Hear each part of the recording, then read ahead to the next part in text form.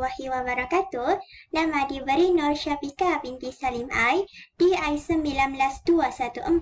Saya wakil dari kumpulan saya, kumpulan 3 dari 3B Diploma. Okey, hari ini saya akan bentangkan kepada anda mengenai etnik bacau yang berada di Sabah. Sebelum kita mengetahui etnik bacau yang berada di Sabah, mari kita menyelusuri sejarah bacau itu sendiri. Sejarah etnik bacau. Bacau ni, dia orang berasal daripada orang-orang Filipin, lalu berpindah ke Sabah melalui proses-proses tertentu. Contohnya proses perkahwinan. Orang-orang Filipin berkahwin dengan penduduk tempatan di Sabah, lalu melahirlah generasi-generasi bacau. Dan dari situlah berkembangnya bacau. Untuk pengetahuan anda, terdapat 31 sub-dialek dalam bacau, seperti bacau Sama, bacau Ubian, dan lain-lain lagi. Dan bacau terdiri daripada dua, bacau laut dan bacau darat. Bacau laut, habitat dorang memang tinggal di laut, memang di situ. Kalau bacau darat, macam saya memang bacau yang tinggal di darat. Memang makan minum saya tinggal di darat. Perbezaan bacau darat sama bacau laut, dorang punya habitat sahaja. Jadi, orang-orang bacau gelar bacau-bacau laut ini juga palau-palau.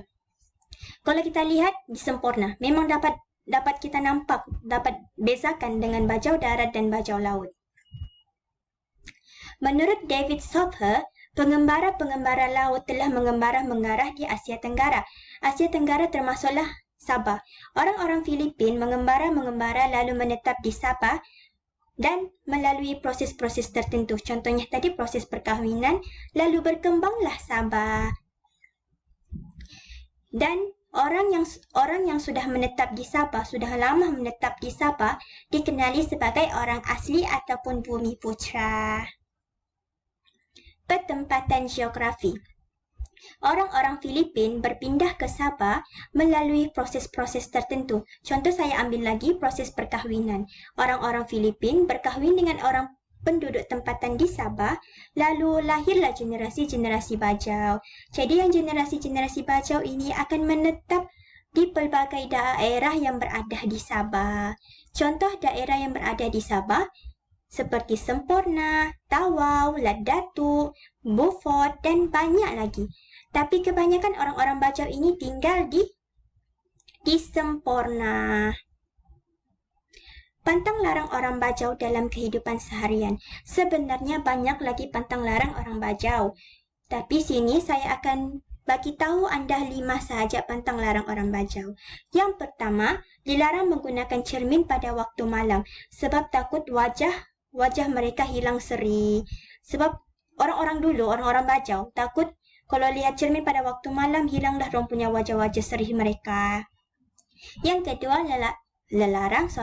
larangan membawa bayi keluar pada waktu malam sebab benda malam, part benda halus, benda-benda halus keluar pada waktu malam. Jadi bayi kan orang punya mata boleh nampak benda halus. Dorang mudah diganggu. Bila dorang menangis-menangis, maknanya benda halus ganggu mereka. Yang ketiga, larangan menyanyi di dapur, khususnya kepada wanita yang belum berkahwin. Dorang menyanyi di dapur sebab takut nanti dapat laki-laki tua. Dapat bezakan, umur si wanita tu baru 20. Dapat laki tua, dapat lelaki sudah umur berusia 50 tahun.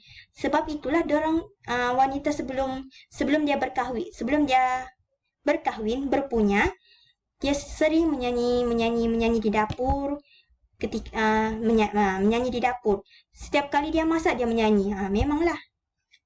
Itu anggapan orang-orang bacau dulu. Yang keempat, larangan memerah santan ketika haid. Jadi orang-orang wanita-wanita yang sedang haid tu dilarang memerah santan sebab takut nanti santan yang dorang perah basi. Jadi santan yang basi tu digunakan untuk masak, jadi sakitlah perut yang orang yang makan ada santan tu dalam masakan. Gitu. Yang kelima, memotong kuku pada waktu malam. Sebab orang-orang dulu ya, dilarang potong kuku pada waktu malam sebab takut orang yang kita sayang, orang yang kita cinta akan meninggalkan kita buat selama-lamanya. Petua yang diamalkan, yang biasa diamalkan sampai sekarang, yang masih diamalkan oleh kita, yang pertama, meletakkan tomato pada kulit wajah. Tomato itu dihancur-hancur dulu, ditumbuk-tumbuk, kasih hancur. Baru diletakkan di wajah supaya kita punya wajah ini glowing, berseri. Biasanya wanita lah yang selalu guna. Supaya orang punya wajah tu berseri-seri, cerah, glowing gitu. Yang kedua, meletakkan daun pandan di bawah rumah selepas bersalin. Wanita yang sudah beranak meletakkan daun pandan di bawah rumah mereka untuk elakkan benda-benda halus ganggu mereka sekaligus dengan anak mereka sekali. Yang kedua juga, wanita yang sudah beranak ini digalakkan minum akar kayu sama air direndam lalu minum, sebab ialah wanita yang lepas bersalin banyak kan sakit batu beranak. Jadi orang-orang bajau ni galakkan dorang minum akar kayu tu dan direndam dengan air supaya dorang punya pendalaman tu cepat sembuh. Yang ketiga, meletakkan sudu dalam sup ketika memasak. Ini biasanya kalau kita masak daging memang lama dimasak. Jadi orang-orang bajau ni dulu, kalau orang masak daging, orang letak sudu besi supaya daging tu cepat lembut. Jadi gas pun taklah cepat habis. Jadi jimatlah duit. Okey.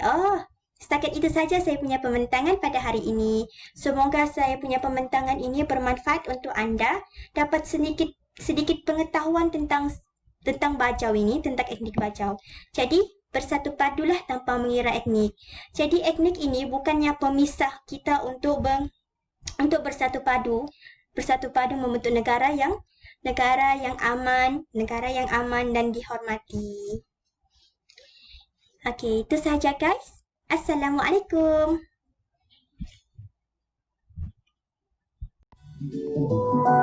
Ever since the day that you